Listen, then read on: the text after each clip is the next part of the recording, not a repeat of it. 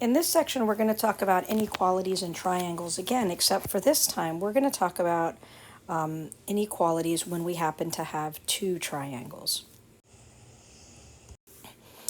The first theorem we're going to talk about is the hinge theorem.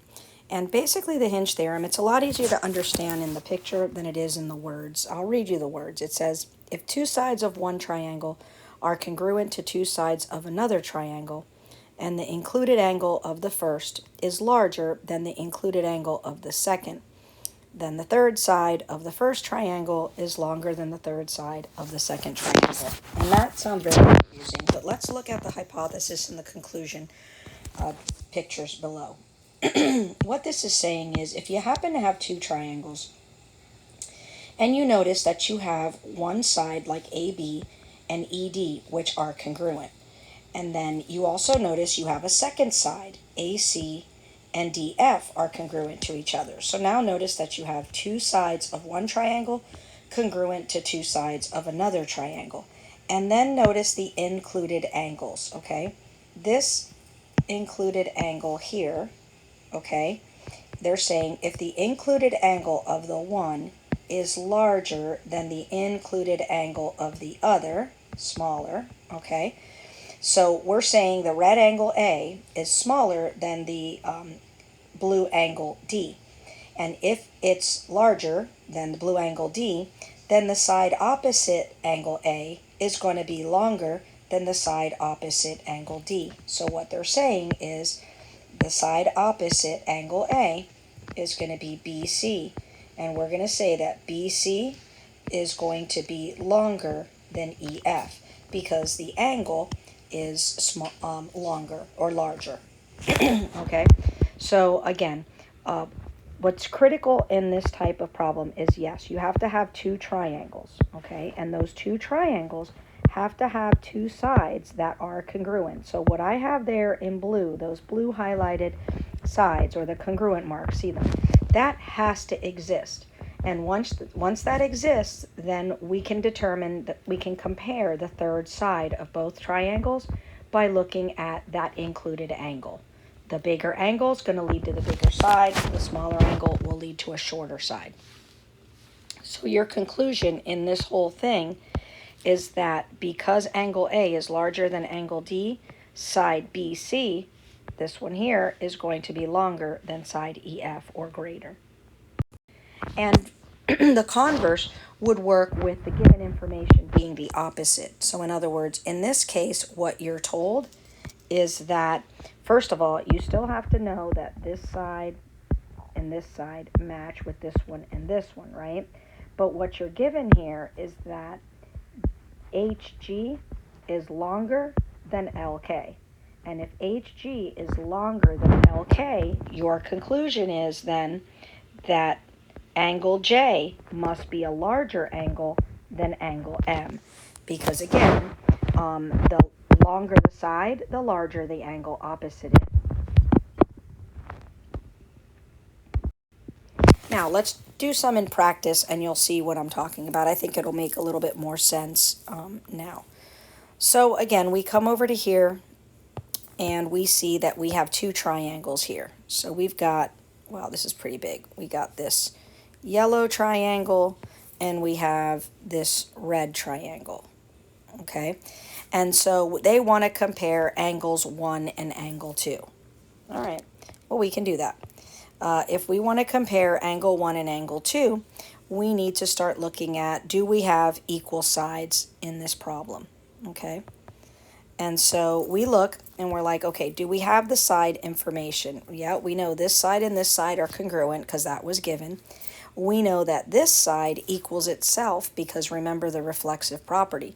So notice we have the information that we need. We need those two sides to be able to even apply the hinge theorem or its converse.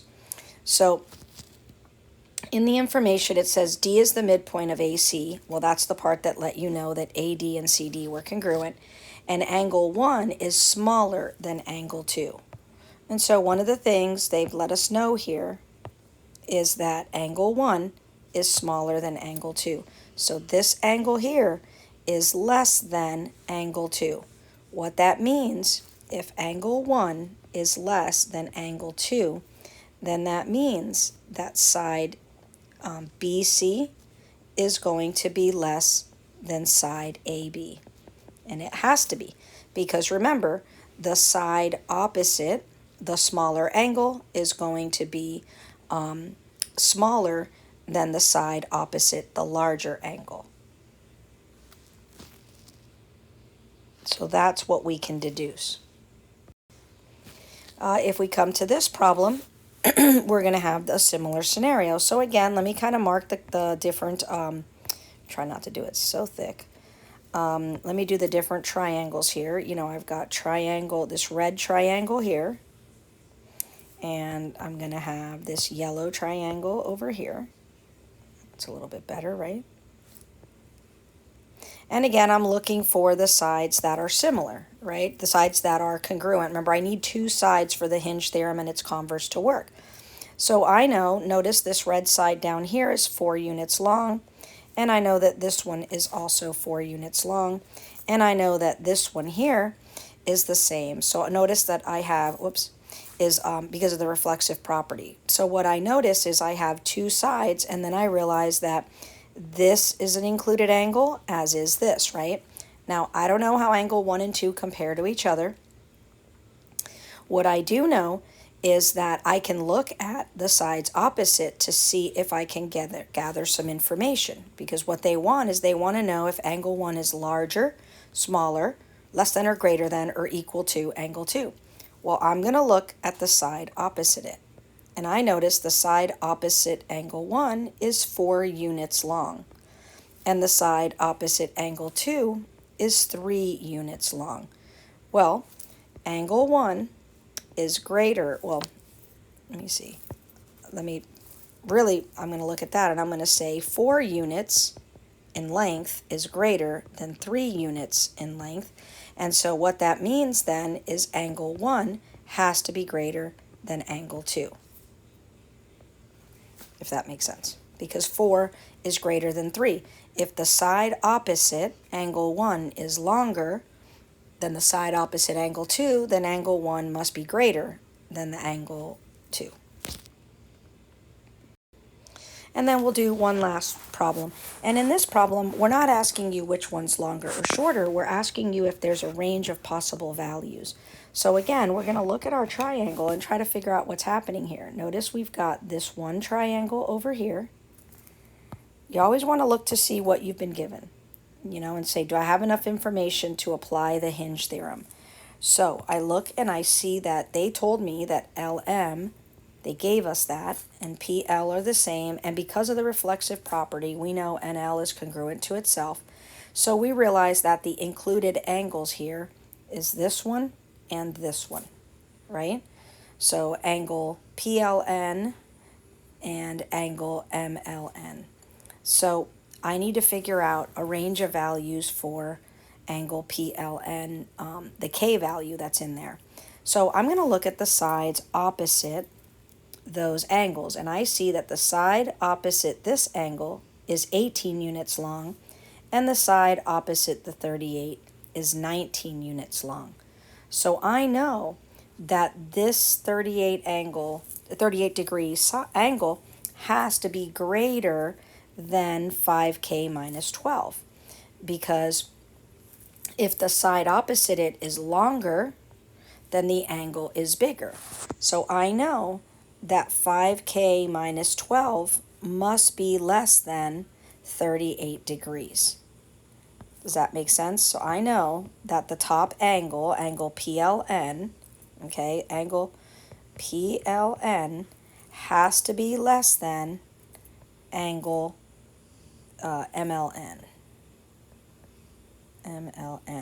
because the sides opposite them are in that ratio, right? So I've got 5K minus 12 is angle PLN, and angle MLN is 38. And so what I have to do here is solve for K. So 5K is less than 50. Remember, if I ever divide by a negative number, I have to flip the sign. That's not the case here. So the range of values for K is less than 10. In other words, for any K value less than 10, this statement would be true. once K is 10 or more, then my statement is no longer true. This angle would end up being larger than the 38, and that wouldn't work out. And so that's the end of it. So again, that's how we use the theorem, the hinge theorem, or its converse. But always, again, just a simple reminder, you always have to make sure to apply that theorem that you have these two sides, this side and this one, and you have the included angle, okay? It always has to be side, included angle, and side that you're working with, okay?